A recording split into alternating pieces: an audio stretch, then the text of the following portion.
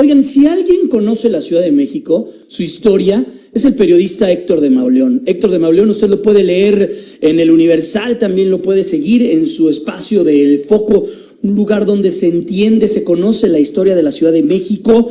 Héctor, nuevamente, las colonias Roma y Condesa, como en 1985, en el temblor de aquel año, se vieron dañadas. ¿Por dónde le entramos, Héctor? Las inmobiliarias, las autoridades desafiaron la fuerza de la naturaleza. Héctor, ¿cómo debemos de ver todo esto? Muy buenos días. Son muchísimos temas.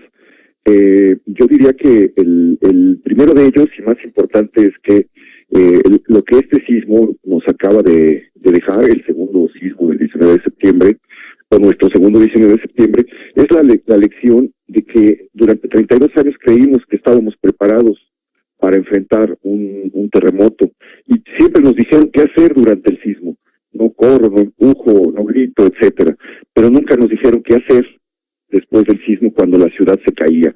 Fueron las primeras horas de mucha gente queriendo ayudar y no sabiendo qué hacer, cómo poner en marcha la ayuda. Me tocó ver el caso, por ejemplo, del edificio de Laredo y Ámsterdam, a donde yo llegué 20 minutos después del colapso, donde pues la gente estaba tratando de quitar las piedras, pero estaba quitándolas de abajo.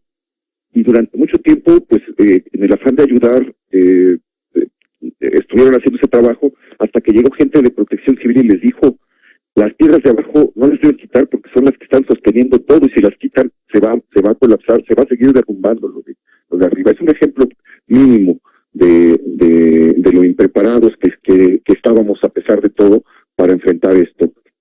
Lo segundo es precisamente la inmediata organización de la gente, ese espíritu que se volvió legendario en 1985 y que volvimos a ver en los sitios críticos otra vez este 19 de septiembre.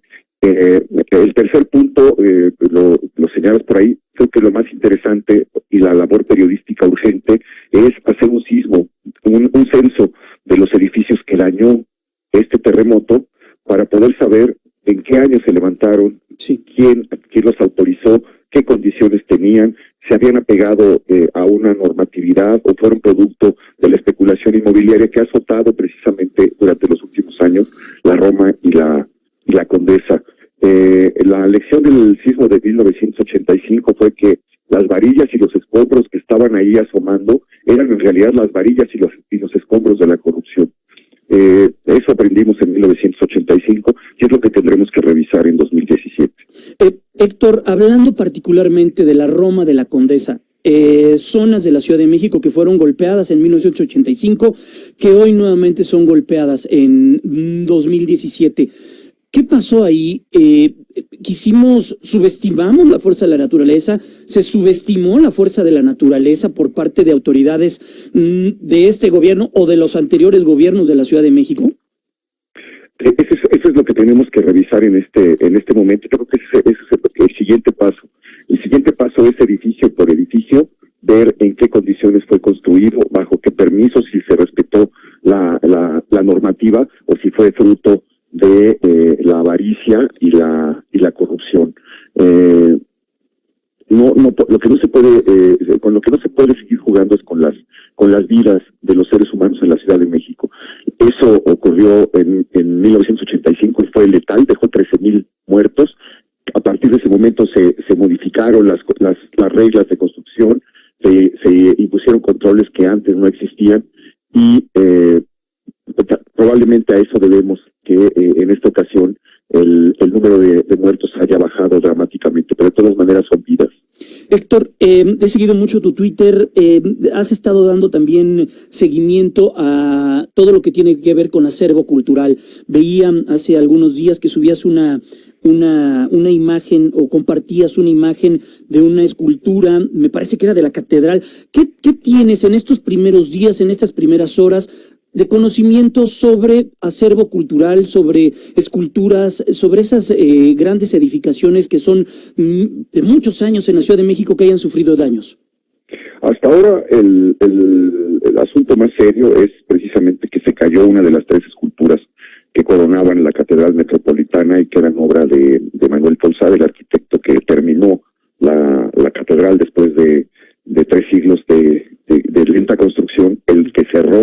uniformó todos los estilos, fue a Tolsá y colocó para coronar su trabajo 3 esculturas arriba del reloj, eran la fe, la esperanza y la caridad, y se cayó la esperanza. Es una escultura que tenía más de 200 años, se destrozó, la perdimos, no hay manera de reparar eso. Vi también el monumento a la madre sufrió algunos otros daños, ¿no? Sí, el monumento a la madre es un monumento levantado a mediados del siglo XX dentro de los cánones de la arquitectura revolucionaria, postrevolucionaria, y tuvo una afectación tremenda. Héctor, la Ciudad de México es una ciudad marcada por sismos, vivimos en una zona telúrica, sísmica. Este sismo y la situación de regresar al 19 de septiembre, vaya, hay muchas cosas que están alrededor de este sismo. ¿Dónde catalogas este sismo? Mira, yo creo que es la confirmación del lugar que habitamos. Cuando, desde que se fundó Tenochtitlan, la ciudad hecha sobre los lagos fue víctima de terremotos. En la época prehispánica hubo 8 grandes terremotos. Uno de ellos obligó a que México Tenochtitlan fuera reconstruida por completo. Se perdió absolutamente la ciudad. Imagínate, a la vista de los grandes terremotos que hemos tenido, pues lo que pudo haber sido aquello. Quedan pequeños registros históricos, pero hablan de 8. En 1845, el 7 de abril, hubo un terremoto que quedó en la memoria de la ciudad porque fue conocido como el terremoto de San Epifanio. El día de San Epifanio, la ciudad fue azotada por un sismo muy, muy, muy intenso. Se cayeron algunas cúpulas de las iglesias, se derrumbaron casas y vecindades, hubo un número alto de muertos y sí, quedó la fecha marcada como el sismo más fuerte del siglo XIX. Y luego, en 1911, la ciudad volvió a vivir esto el día que entró Madero. El día que la Revolución Triunfante entraba en la Ciudad de México, Madero entraba a las 12, 1 de la tarde a la capital, y unas horas antes, entre 4 y 6 de la mañana, hubo un terremoto que provocó también muchísima muerte y muchísima destrucción. Ya quedan los 3 grandes desastres que han marcado la época contemporánea, que es el terremoto de 1957, célebre, porque se cayó el Ángel de la Independencia esa madrugada, un sábado a la 1 de la mañana.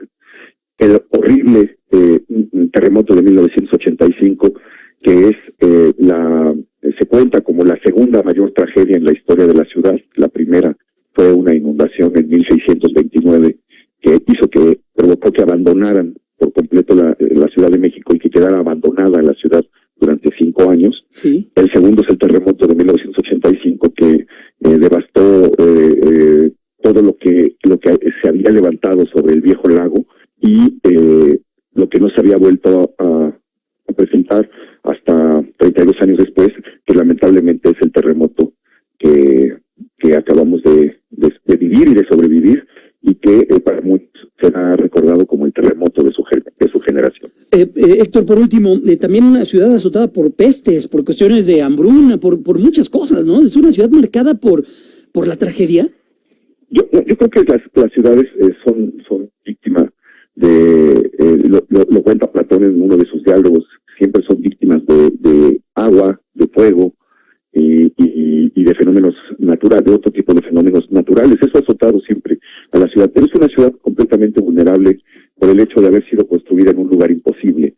Es decir, no está asentada, como ya se ha vuelto lugar común decirlo, en un terreno firme, sino en el lecho seco y muerto de un lago. Era una ciudad cruzada por 48 ríos que secamos, entubamos y volvimos circuitos interiores y viaductos, etcétera. Y cuando hay una lluvia muy fuerte, esas famosas lluvias atípicas, todo eso vuelve a buscar el lugar por donde corrió, y entonces ha hecho que las inundaciones sean uno de los flagelos de la ciudad. Y lo segundo ha sido históricamente, como lo comentábamos hace un momento, pues los sismos. Veía una de las imágenes que también han dado la vuelta a través de las redes sociales y lo que seguramente llegaron a vivir nuestros antepasados que vivieron en este Valle de México, lo que sucedió en Xochimilco.